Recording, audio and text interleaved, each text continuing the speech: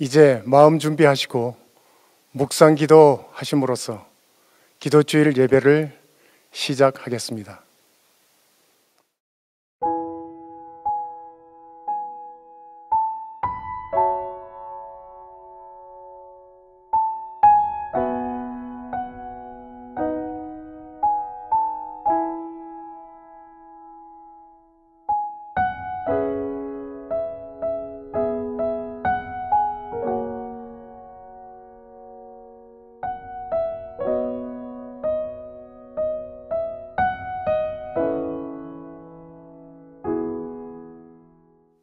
하나님께 전심으로 찬양 드리는 마음으로 우리 다 함께 일어서셔서 첫 찬미 부르시겠습니다.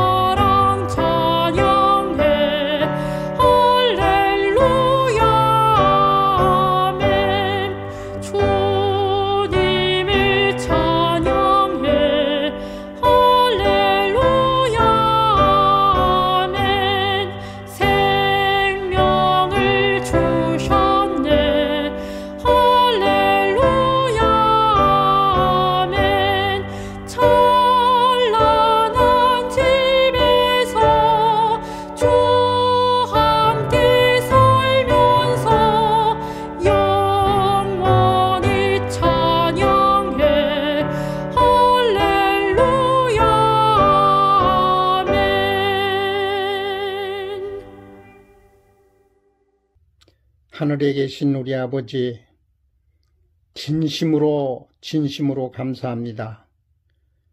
다사다난했던 2020년 마지막 12월 달을 맞이해서 우리 노말인다 교회가 기도주일로 인도함을 주셨사오니 더욱 감사합니다.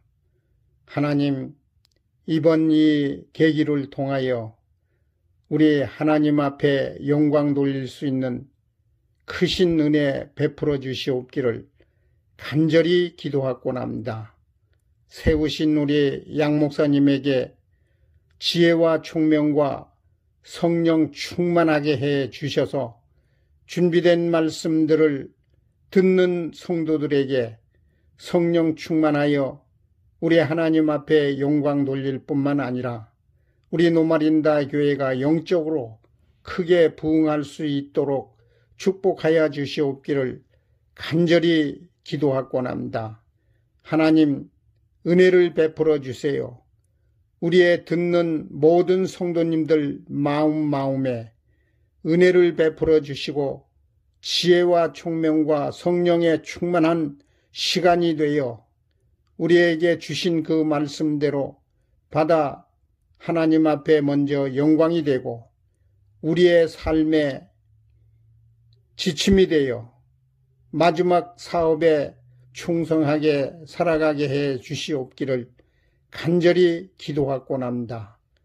우리 노말인다 교회의 부르신 주의 종들, 우리 모든 목회자들과 장로님들과 집사님들과 모든 성도님들 가정마다 하나님의 은혜가 함께해 주셔서 이번 이 기도 주간을 통하여 우리의 성도님들 가정이 더욱 믿음으로 성실하고 충실하여 은혜 받는 계기가 되게 하여 주셔서 우리 주님께 영광 돌리며 우리 주님께서 이루시고자 하시는 선하신 뜻이 이루어질 수 있는 계기가 되게 해 주시옵기를 간절히 기도하곤 합니다. 아버지, 우리 노말인다 교회에 육신의 질고로 고생하는 분들이 많이 있습니다. 하나님, 일일이 하나님께서 축복해 주시고 은혜를 베풀어 주셔서 그들의 기도가 우리 하나님 앞에 영광 돌리고 우리 하나님에게 드리는 그 기도가 하나님의 능력으로 치유받는 계기도 되어 가정마다 축복하여 주시고 은혜를 베풀어 주셔서 성령 충만하게 해 주시옵기를 간절히 주님 앞에 기도하곤 합니다. 하나님, 저희들은 연약합니다. 무지합니다. 우리의 연약함과 무지함을 주님 아시오니 이 어려운 시기를 잘 이기게 하여 주시고 믿음으로 말씀으로 승리하는 삶 되도록 선히 인도해 주시옵기를 우리 주 예수님의 이름으로 간절히 기도드리옵나이다. 아멘.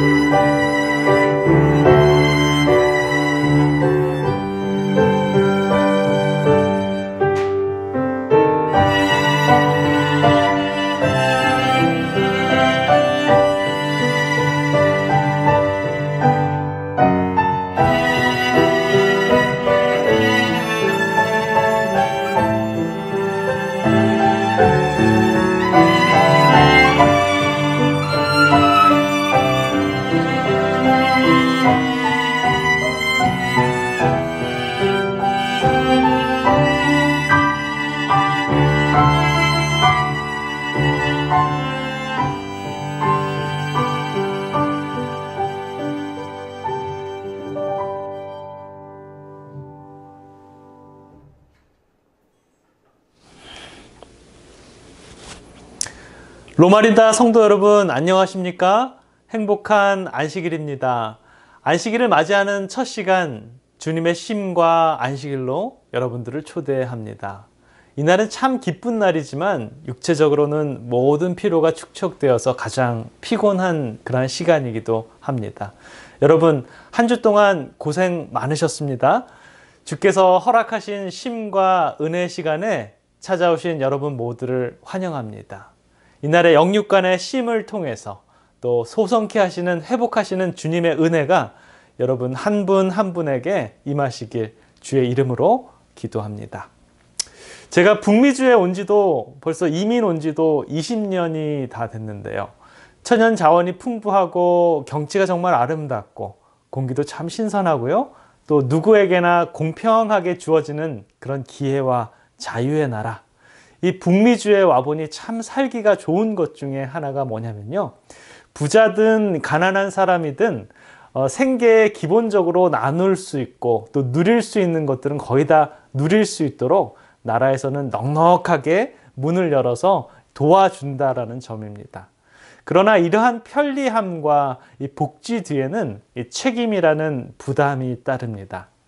친절하고 넉넉하게 빌려주는 융자금, 즉 이 론이라는 무게와 부담을 짧게는 몇 년에서 아주 길게는 30년, 40년 평생을 갚아야 하는 이 시스템의 얼매기 되기도 합니다. 그래서 어떤 분들은 투잡, 뜨리잡을 뛰기도 하고요. 그렇게 일하면서 그 많은 빚을 갚고 나면 한 70 정도 되어서 이제 아프기 시작하고 늙어서 즐길 기운도 없다라고 이렇게 하신 분들도 있게 됩니다. 이렇듯 이 빚은 사람을 얽매이게 만듭니다.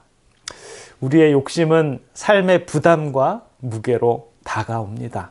그래서 그 걱정과 금심이 없으려면 성경에서는 빚을 지지 말고 살라라고 하는데요. 그런데 성경 말씀에는 딱 한 가지 빚은 져도 되고 많이 지면 질수록 아주 좋은 빚이 있는데 그 빚은 바로 사랑의 빚입니다. 사랑의 빚 외에는 빚을 지지 말자. 여러분, 이 안식일에 사랑의 빚을 마음껏 져봅시다. 이 세상에서 다시 갚으라고 독촉하는 빚이 아닌 넉넉한 그런 마음 놓고 이자 걱정 없고 오히려 영원한 상급을 주는 안전한 빚, 이 사랑의 빚을 많이 지는 저와 여러분들이 되었으면 좋겠습니다. 마태복음 18장에 보면 예수님의 제자 베드로가 예수님께 와서 묻는 장면이 나옵니다. 주여, 형제가 내게 죄를 범하면 몇 번이나 용서하여 주리까? 7번까지 하오리까? 라고 묻는 장면이 나오는데요. 유대인의 전통에 보면 보통 랍비들은 이 용서하여 주는 일을 3번까지로 제한을 합니다. 3번까지는 사람인지라 잘못을 할 수도 있고 실수도 할 수 있기 때문에 용서가 가능한데 그 이후부터는 용서를 안 해도 된다라는 그런 말이죠. 그런데 예수님과 같이 늘 생활했던 베드로라는 제자는요, 예수님의 옆에서 예수님의 성품을 보면서 사람들에게 용서해주고 선을 베푸는 모습에 아주 크게 감동을 해서 랍비들은 비록 3번까지 용서를 하지만 자기는 7번까지 가능하다라고 이렇게 얘기합니다. 그러면서 저 참 대단하지요? 칭찬 좀 해주세요 라는 그런 은연중으로 말하는 것 같습니다. 그러나 예수님께서는 이 용서하는 일에 결코 실증을 내서는 안 된다라고 가르치시면서 예수님께서는 7번뿐 아니라 70번씩 7번이라도 용서해야 된다라고 이렇게 말씀하십니다. 또 예수님께서는 용서해야 될 참된 이유와 용서하지 않는 정신을 품을 때 그런 위험을 보여주셨는데요. 어떤 책에 보니까 이 비유에 대해서 이렇게 이야기를 합니다. 예수님께서는 이 비유를 통해서 용서에 관한 가르침을 생동력 있게 색채와 음향을 가미하였다라고 이렇게 얘기를 합니다. 자, 그럼 빛에 관한 이 생동력 있는 색채와 음향이 가입된 그 비유에 대해서 한번 살펴보겠습니다. 마태복음 18장 23절부터 35절에 있는 말씀입니다. 이러므로 천국은 그 종들과 회개하려 하던 어떤 임금과 같으니 회개할 때 1만 달란트 빚진 자 하나를 데려오매 갚을 것이 없는지라 주인이 명하여 그 몸과 처와 자식들과 모든 소유를 다 팔아 갚게 하라 한데 그 종이 엎드려 절하여 가로되 내게 참으소서 다 갚으리이다 하거늘 그 종의 주인이 불쌍히 여겨 놓아 보내어 그 빚을 탕감하여 주었더니 그 종이 나가서 제게 100데나리온 빚진 동관 하나를 만나 붙들어 목을 잡고 가로되 빚을 갚으라 하매 그 동관이 엎드려 간구하여 가로되 나를 참아 주소서 갚으리이다 하되 허락지 아니하고 이에 가서 저가 빚을 갚도록 옥에 가두거늘 그 동관들이 그것을 보고 심히 민망하여 주인에게 가서 그 일을 다 고하니 이에 주인이 저를 불러다가 말하되 악한 종아 내가 빌기에 내가 내 빚 전부 탕감하여 주었거늘 내가 너를 불쌍히 여긴 것 같이 너도 내 동관을 불쌍히 여김이 마땅치 아니하냐 하고 주인이 노하여 그 빚을 다 갚도록 저를 옥졸들에게 붙이니라. 너희가 각각 중심으로 형제를 용서하지 아니하면 내 천부께서도 너를 이와 같이 하시리라. 예수님은 비유로서 한 왕이 자기 나라의 국사를 맡아보는 신하를 처리한 사건에 대해서 말씀합니다. 이 신하를 한 사람이 많은 국고금을 맡아서 관리하고 있었는데요. 왕이 신하에게 맡긴 돈의 관리의 상황을 조사해 봤을 때 그 한 사람이 1만 달란트라는 이 거액의 빚을 진 것이 드러났습니다. 그 빚이 얼마나 큰 금액이냐면요. 지금 돈으로 따지면 수조 원에 따르는 그런 굉장히 큰 돈입니다. 그는 그의 횡령이 드러난 결국에는 왕의 앞에 끌려 나왔고 그는 빚을 갚을 돈이 없으므로 왕은 그 당시 풍습에 따라 그가 가진 모든 것, 모든 소유며 아내며 자식들까지도 다 팔아서 빚을 갚도록 명령을 내렸습니다. 그는 이 명령을 듣고 떨면서 왕의 발 앞에 엎드려서 내게 참으소서 다 갚으리이다 라고 이렇게 탄원을 했습니다. 그 신하는 왕에게 무릎을 꿇고 궁유를 구합니다.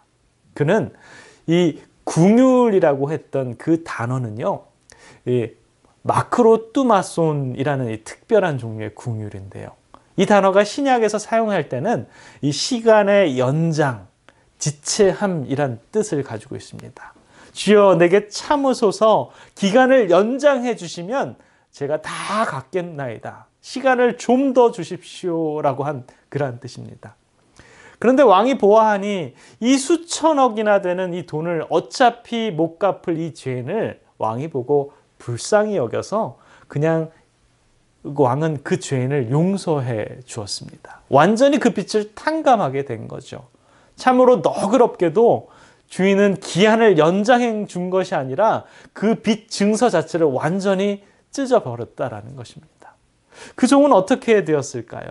그는 빚으로부터 완전한 해방을 누리게 되었습니다. 그는 더 이상 이 감옥의 두려움으로부터 자유롭게 되고 가족이 뿔뿔이어 흩어져서 노예로 팔려가는 그런 생각을 더 이상 안 해도 된다는 것이죠. 얼마나 기쁘겠습니까? 성경으로 따지면 바로 이러한 상황입니다. 로마서 3장 24절에 그리스도 예수 안에 있는 속량으로 말미암아 하나님의 은혜로 값없이 의롭다 하심을 얻은 자 되었느니라. 죄인이라는 굴레를 벗어버리고 예수님을 통해서 완전히 의롭다고 선언된 그런 사람이죠. 완전한 자유를 부여받은 사람입니다. 영감의 글에는 이렇게 덧붙입니다. 사인즈 1893년에 쓰여진 글인데요. 은혜란 사랑을 받을 가치가 없고 잃어버린 바 된 사람에게 사랑을 베푸는 것을 의미한다. 우리가 죄인들이라는 그 사실이 하나님의 사랑과 자비에서 우리를 제외시키는 대신에 우리에게 그의 사랑을 적극적으로 활동하게 하여서 구원하게 하신다라고요. 네, 맞습니다. 저와 여러분들은 죄인이고 구원을 받을 가치가 없는 그러한 사람들일지도 모릅니다. 그러나 우리 하나님의 사랑과 자비로 결국은 그분께서 우리를 구원해 주셔서 우리는 그 구원에 참여할 수 있는 그런 은혜를 누릴 수 있게 된다라는 것이죠. 수많은 빚이 하루와 아침에 탕감되고 그 빚증서까지 없어지면 얼마나 기쁘겠습니까? 내가 진 그 집 수십만 불의 몰기지가 하루아침에 다 빚이 없어졌다면 우리는 아마도 어떻게 그렇게 큰 혜택을 받을 수 있을지 막 소문을 내고요. 친구들과 가족들에게 이런 일이 나에게 벌어졌다라고 하면서 막 전화를 하고요. 요즘 그 소식을 막 유튜브로 올려가지고 이 기쁜 소식을 막 전할 것입니다. 그런데 그보다 더 큰 우리의 죄의 용서에 대해서 어떻게 생각하십니까? 저와 여러분들이 그 큰 죄를 용서받았다 그러면 우리는 신이 나서 동네 방네 소문내고 다니면서 그렇게 자랑을 하십니까? 그런 모습을 보기가 참 힘든 세상에 살아갑니다. 여러분, 우리가 사는 삶 속에서는요, 진짜로 주님께서 거저 탕감해 주시는 그러한 이 죄의 용서와 은혜를 누리고 살아가십니까? 우리는 어쩌면 이 은혜에 대한 확신을 하고 찬미를 부를 때도 그 은혜에 너무 감격해서 우리는 찬양을 해야 된다라는 것입니다. 말씀을 나누고 말씀을 읽고 듣고 은혜에 관한 훌륭한 이 신학 서적과 교리도 믿습니다. 그러나 우리가 머리로는 은혜에 대해서 믿는다고 하지만 내 마음은 그 은혜를 체험하지 못하거나 혹은 대인 관계에 있어서 그 은혜를 베풀지 못하는 경우가 너무나 많다라는 것입니다. 여러분, 이것은 바로 그 은혜의 복음이라는 이 기쁜 소식이 우리 마음속 깊이 뚫고 들어오지 못한다는 것을 의미합니다. 여러분, 한번 가슴에 손을 얹고 한번 생각해 보세요. 내가 이 죄의 용서에 대해서 그렇게 은혜를 누리고 있으면서 그렇게 기뻐하는 존재였냐고요. 그리고 이 감동적인 죄의 탕감을 제대로 알고 깨닫고 느끼지 못하고 산다면 하나님의 은혜는 우리에게는 아무 상관도 없는 것입니다. 그 은혜를 경험하지 못한 분들은 1시간 더 일찍 일어나서 성경 조금 더 읽고 이 하루 시간에 예전보다도 이 10분 더 나가서 사람들에게 전도하면서 한 영혼이라도 더 전도를 하지만 여전히 주님의 그 깊으신 죄 용서의 깊이를 체험하지 못하고 십자가의 은혜 안에 살아가지 못하는 사람들이 얼마나 많이 있습니까? 그렇기 때문에 이 빚진 자, 곧 모든 빚을 탕감받은 이 사람, 하나님의 은혜로 말미암아 그 모든 빚을 탕감받은 이 사람은 그 뭔가가 자기 스스로를 이룩하려고 하는 그런 노력을 한다라는 것입니다. 자신의 빚은 모두 탕감되었지만 그 은혜를 절대로 남들과 나누지 못하는 사람이다라는 것입니다. 여러분 보시기에 이게 맞는 처사입니까? 내가 1만 달란트를 탕감받았는데 100데나리온 빚진 사람을 그 은혜로 용서를 못 해주고 있다는 것입니다. 은혜를 받았으면 은혜를 누리고 은혜를 나누어야 되는데 우리가 죄를 탕감받았으면 우리는 어떻게 해야 됩니까? 우리도 우리에게 죄 지은 그 탕감하여서 남들에게도 그 은혜를 누릴 수 있는 기회를 줘야 된다는 것입니다. 그러나 이 신하는 그게 아니었다라는 것입니다. 그가 탕감받은 즉시 풀려나자마자 무슨 일을 합니까? 자기에게 100데나리온을 빌려간 사람의 멱살을 잡으면서 내 돈을 갚으라 라고 하지 않습니까? 실물교훈 245페이지에 보면 이런 말씀이 있습니다. 이와 같이 하나님의 은총을 자기 자신의 어떤 행위로 얻어보려고 하는 사람들이 있다. 그러한 사람들은 자기들의 무능함을 깨닫지 못한다. 그들은 하나님의 은혜를 값없이 주시는 선물로 받지 않고 자신들의 의로움을 내세우려 한다. 죄로 인해 그들의 마음을 찢고 겸비하게 하지 않을 뿐 아니라 다른 사람에 대해서도 각박하고 용서하는 마음이 없다. 저희가 하나님께 지은 죄를 저희 형제가 그들에게 지은 죄와 비교한다면 1만 달란트 대 100데나리온, 즉 거의 100만 대 1이나 되는데도 저희는 용서하는 마음이 없다. 참 배은망덕한 신하입니다. 그런데 여러분, 우리는 곰곰이 생각해 봐야 합니다. 하나님께서 우리에게 대한 죄의 용서가 1만 달란트 대 100데나리온, 즉 거의 100만 대 1이나 되는데도 우리는 과연 그 받은 죄의 사랑만큼 그런 용서를 하고 살아가는지, 또 아직도 용서하지 못하는 사람이 없는지요. 그리고 우리도 죄의 빛을 탕감해 주지 못하는 배은망덕한 그러한 신하는 아니었는지요. 이 시간 우리 주님께 꼭 아뢰어 보시기 바랍니다.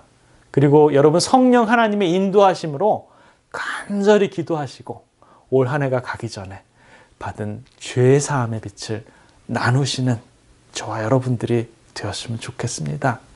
10년 전에 어느 분의 소개로 한 구도자를 만난 적이 있습니다.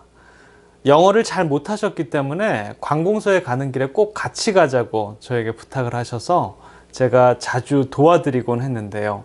가끔씩 그분의 집에 모셔다 드리기도 하고 차도 마시며 인생 얘기를 하곤 했습니다.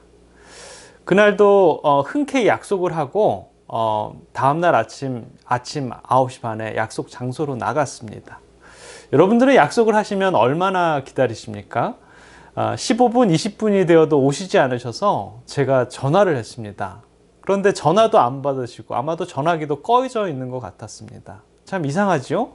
그분이 약속을 지키시지 않을 분이 아닌데, 그리고 또 어제 부탁하셔서 아주 중요한 일이라고 하시며 내일 꼭 만나자고 하신 분인데 약속을 잊어버릴 리가 없다고 생각을 했습니다. 제가 한 30분을 기다리다가 오지 않으셔서 그분의 집에 가보았습니다. 아무리 벨을 누르고 문을 두드려도 인기척이 없고 안에는 안 계신 것 같다라는 생각이 들었습니다. 이 정도 했으면 저는 부탁을 잘 드린 편이죠. 나중에 그분이 왜 안 나왔냐고 물으셔도 안 나오셔서 집에까지 왔었다라고 대답할 수 있었습니다. 그런데 그날은 좀 더 인내를 하고 그곳에 있고 싶었습니다.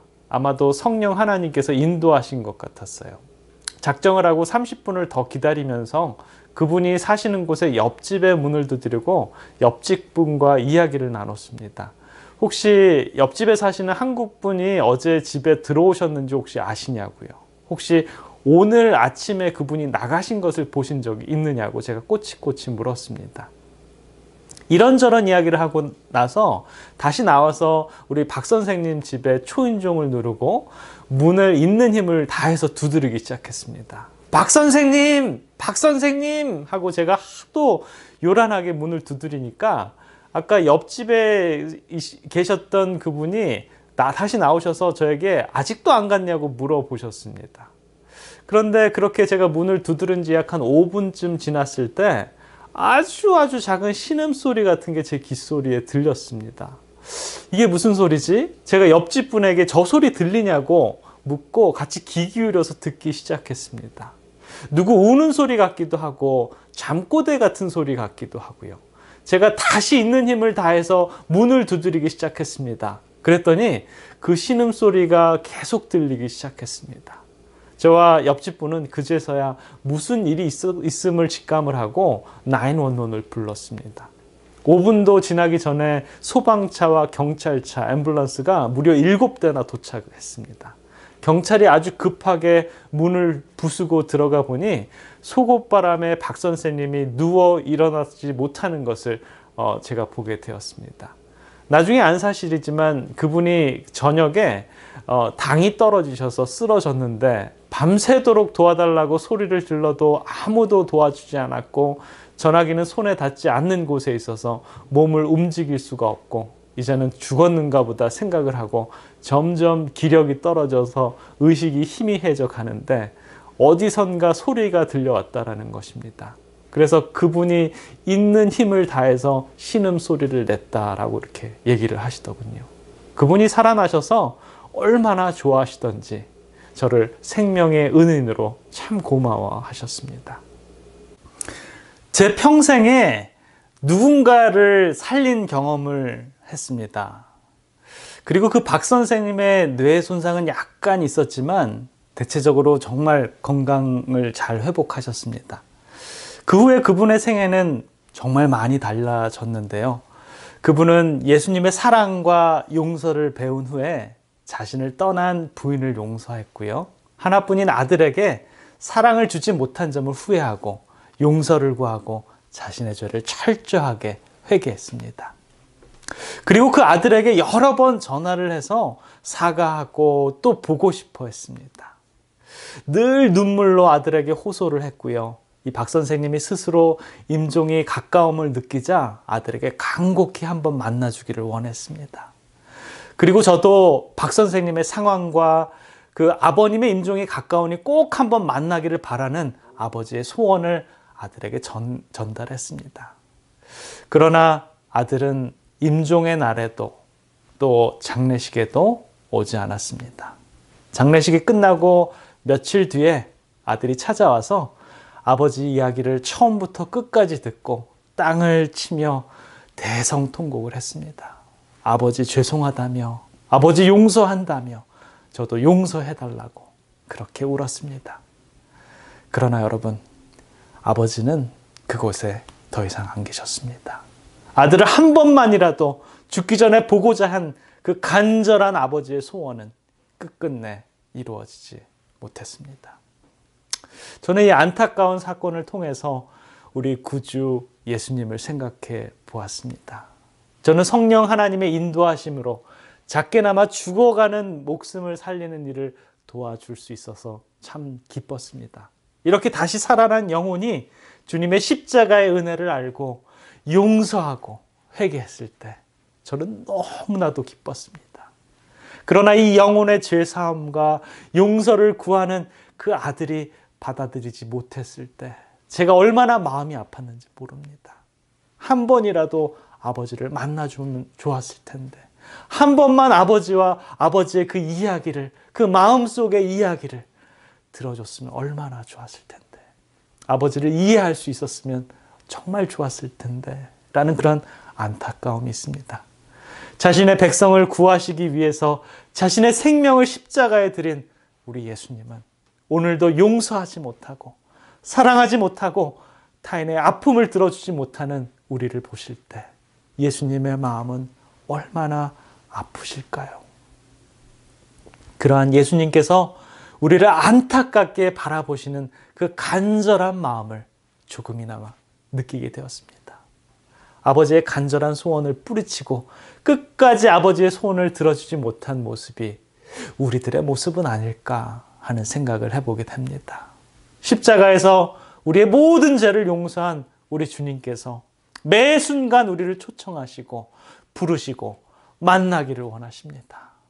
그러나 우리는 얼마나 자주 용서하지 못하고 사랑하지 못하고 주님의 마음을 찢어지게 아프게 만들었는지요. 우리들의 삶 속에 등장하는 여러 사건들과 인물들 속에는요, 자랄 때 나에게 상처를 준 부모님들도 있을 수 있고요. 내가 도움이 필요할 때 도와주지 않고 나를 놀리거나 무시했던 그런 형제들도 있습니다. 또 나를 배반했던 친구들, 교회에서나 혹은 직장에서나 나를 어렵게 했던 그런 사람들, 또한 나를 사랑하고 존경하고 안위하고 보호해 줄 것을 약속한 뒤에 오히려 나를 비난하고 상처를 준 그런 배우자들도 있을 수 있습니다. 그들은 모두 우리들에게 빚진 사람들이 아닙니까? 우리는 그들로부터 받아야 할 애정과 사랑과 안정과 칭찬을 받지 못했습니다. 인간적으로 생각해 보면 그러한 사람들을 용서하기란 진정으로 힘듭니다. 그래서 우리는 용서라는 그 빛을 청산하지 못하고 죄책감과 원망과 불안정과 근심으로 쌓여 있고 우리 자신을 용서하지 않고 용납하지 않기 때문에 그 결과 우리는 다른 사람들을 용서하지 못하고 용납하지 못하게 되는 것입니다. 이 악이 계속 악의 고리를 물고 서로 용서하지 못하는 그러한 상황 속으로 몰고 가는 것이죠. 은혜를 받는 것이 무엇인지 모르는데 어떻게 다른 사람에게 은혜를 베풀 수 있겠습니까? 하나님께서는 십자가에서 인간의 눈으로 볼 때 가장 약한 불의와 가장 슬픈 비극을 담당하신 후에 그것을 인간이 경험할 수 있는 가장 고상한 선물로 변화시켜 놓으셨습니다. 그것이 바로 우리에게 주신 구원의 선물입니다. 하나님의 용서하시는 자비가 바로 우리가 남을 용서하는 척도가 되어야 합니다. 내가 너를 불쌍히 여김과 같이 너도 내 동관을 불쌍히 여김이 마땅치 아니하냐라고요. 우리가 남을 용서했기 때문에 용서받는 것이 아니라 우리가 용서받았기 때문에 용서하는 것입니다. 모든 용서는 공로 없이 베푸는 하나님의 사랑에 근거를 두고 있는 은혜이지요. 성경에 보면 그러한 용서를 할 수 있었던 인물이 바로 구약의 요셉입니다. 그는 빛을 거두어 들인 것에 대해 관심이 없었습니다. 반면에 그 형들이 자기의 잘못을 그들 스스로 용서하기가 어려웠던 것을 알고 이렇게 말합니다. 창세기 50장 19절과 20절인데요. 두려워 마소서, 내가 하나님을 대신하리까? 당신들은 나를 해하려 하였으나 하나님은 그것을 선으로 바꾸사 오늘과 같이 만인의 생명을 구원하게 하시려 하셨나니 라고요. 은혜를 베푸는 것은 정말 나는 할 수 없는데 내 행위가 그렇게 하는 것이 아니라 마음에서 원수도 사랑하는 마음으로 사랑을 바꾸는 것을 가능케 하는 하나님의 성령 하나님의 역사입니다. 그것이 바로 은혜다라는 것이죠. 그러한 은혜에 대해서 이 새로운 국면을 이야기하는 부분이 바로 시편 141편 5절에 나오는 다윗의 시입니다. 뭐라고 하는지 좀 살펴봅시다. 의인이 나를 칠지라도 은혜로 여기며 책망할지라도 머리에 기름같이 여겨서 내 머리가 이를 거절하지 아니할지라. 그들의 재난 중에도 내가 항상 기도하리로다. 이 말씀은 즉 의인의 징계와 책망은 단 꿀같이 받아들이겠다라는 것입니다. 주님의 은혜를 경험한 우리는 이제는 용서의 차원을 넘어서 악인들이 주는 재난에는 쉬지 않는 기도로 이겨나갈 것을 고백해야 한다라는 것입니다. 이것이 바로 은혜를 누리는 자들의 그러한 자세입니다. 네덜란드의 코리 텐 분 여사의 실제 있었던 감동적인 예화인데요. 그녀의 자서전을 읽어보겠습니다. 그 안에는 정말 이 용서에 대한 깊은 그런 사랑의 감정이 있습니다. 내가 그를 본 때는 미넨에 있는 교회 안에서였다. 그는 머리가 약간 벗겨지고 회색 오버코트를 입고 있었으며 몸이 조금 뚱뚱한 편이었다. 그리고 그의 양손에는 갈색의 모자를 쥐고 있었다. 내가 연설을 하고 있었던 지하실 방 안은 사람들로 인산인해를 이루고 있었다. 그리고 사람들이 얼마나 많았는지 의자를 옮겨서 뒤쪽 문에까지 가져다 둘 정도였다. 이 일은 1947년 내가 네덜란드에서 이제 전쟁이 패배한 독일로 돌아온 해였다. 나는 독일에 다시 돌아와 하나님은 용서하시는 분이라는 사실을 증거하고 있었다. 이 기별은 전쟁에 찌들고 전쟁으로 말미암아 완전히 붕괴된 독일인들이 들어야 할 진리였다. 네덜란드 사람인 나에게는 바다가 항상 친숙하다. 왜냐하면 네덜란드는 지평선 위에 올라와 있는 땅보다도 수면에 잠겨 있는 땅이 더 많았기 때문이다. 그래서 나는 이렇게 설명했다. 우리가 우리의 죄를 자복하면 하나님께서는 우리의 죄를 영원히 바다의 가장 깊은 곳에 던져버립니다. 그리고는 이곳에는 낚시를 할 수가 없습니다 라고 하나님께서 적어두셨다라고 나는 생각합니다. 하나님의 용서가 그렇게 완벽함을 나는 강조했다. 그런데 이러한 이야기를 하는 중에 나는 전혀 믿을 수 없다는 듯이 뚫어지게 바라보는 엄숙한 얼굴이 하나 있었다. 내가 독일 강제 수용소에 당한 경험들을 말할 때 어느 누구 한 사람도 침묵을 깨는 자가 없었고 가장 진지한 모습으로 나의 용서의 기별을 들었다. 그리고 강연이 끝나자 사람들이 밖으로 나가는데 나의 이야기를 전혀 믿을 수 없다는 듯이 쳐다본 그 사람이 내가 서 있는 곳으로 들어오기 시작했다. 내 눈에 처음 들어온 것은 오버코트와 갈색 모자뿐이었다. 점차로 그가 나에게로 가까이 다가오자 독일군을 상징했던 해골과 두 개의 뼈가 서로 가로지르고 있는 배지가 눈에 들어왔다. 그 배지는 독일군 장교들이 항상 쓰고 다녔던 장교 모자에 부착되어 있던 배지였다. 그 모자를 보는 순간 나는 내가 살았던 강제 수용소를 연상하지 않을 수가 없었다. 큰 방 마루 중앙에 옷과 신발들이 산더미처럼 쌓여 있었고 발가벗은 나와 내 동생 베시가 그 장교의 앞을 지나가서 옷을 찾아 입어야 했다. 지금 나 앞으로 다가온 그 신사 양반이 바로 자기가 몇 년 전에 발가벗고 지나간 바로 그 장교였다. 장소는 레빈스버그이라는 곳인데 그곳에서 영양실조에 걸린 베시가 제대로 일을 하지 못한다 하여 이 장교의 심한 구타에 죽고 말았다. 동생을 죽인 그 사람이 지금 내 앞에 걸어 나오고 있는 것이다. 그가 내 앞에 서서 손을 내밀며 자매여 아주 훌륭한 설교였습니다. 우리의 죄가 가장 깊은 바닷속에 던져졌다니 얼마나 복된 소식입니까? 라고 그가 말했다. 나는 용서에 관하여 진지하게 말하였다. 그런데 내 앞에 선 사람이 누구인지를 알았을 때 그가 내민 손을 잡기보다는 나의 손은 주머니 속에 있었다. 그는 분명히 나를 기억하지 못할 것이다.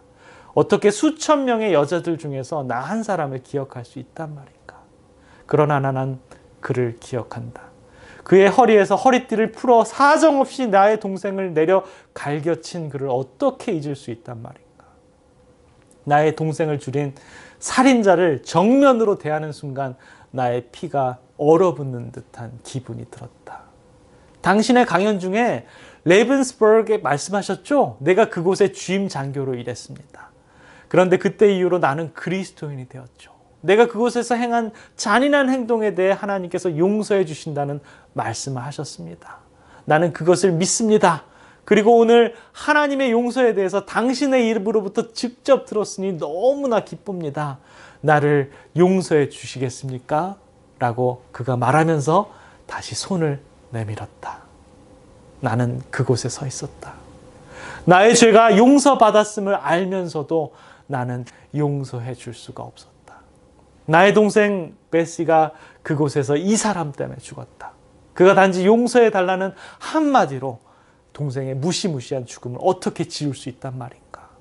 그가 내 앞에 서 있었던 시간은 몇 초에 지나지 않았지만 나는 나의 생전에 가장 어려운 시간과 결투하고 있었다. 나는 그때 기도할 수밖에 없었다. 예수님, 나를 도와주셔서 내 손을 내밀어 그와 악수할 수 있게 해주세요.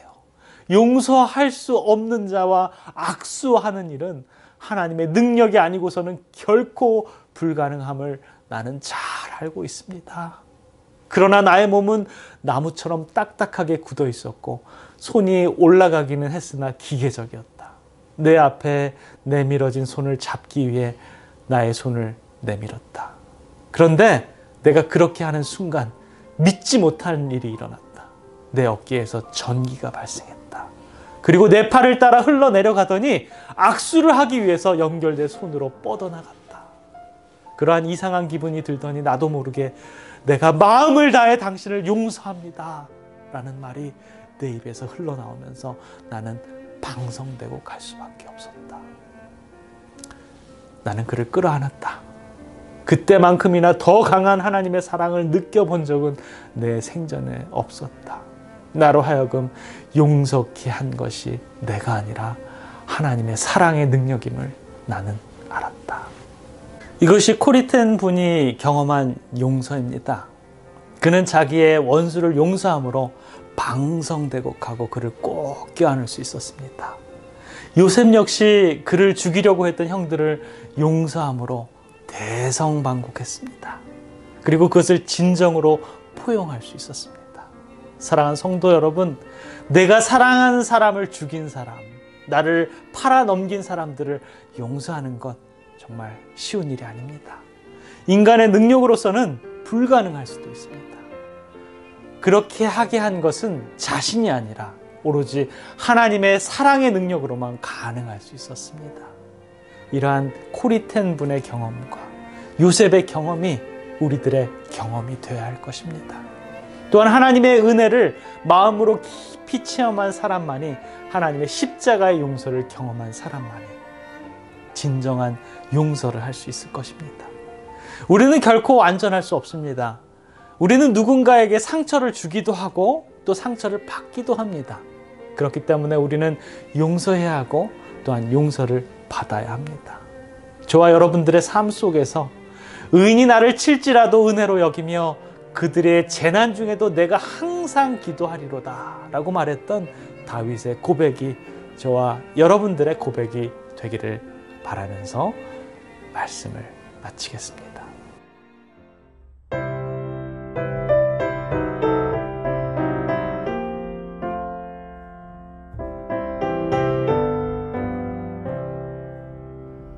나의 참된 친구 되신 구주 예수, 너는 그의 사랑 알고 있느냐?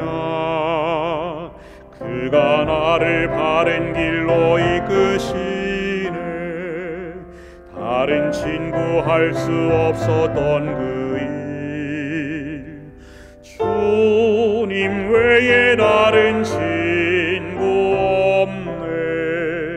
주와 같은 친구도 없네. 나를 죄악에서 구원하셨으니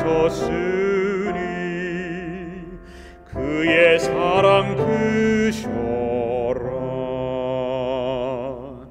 내가 나의 주를 처음 배웠을 때 나의 맘엔 죄가 가득하였네. 사랑으로 나를 품에 안으셔서 옳은 길을 내게 가르치셨네. 주님 외에 다른 친구 없네. 주와 같은 친구도 없네. 나를 죄악에서 구원하셨으니 그의 사랑 크셔라. 매일매일 나의 맘이 새로움은 주가 나를 사랑함을 알밀세. 죽을 나를 구속하신 참된 친구, 그와 만날 기쁜 나를 그리네. 주님 외에 다른 친구 없네. 주와 같은 친구도 없네. 나를 죄악에서 구원하셨으니 그의 사랑 크셔라.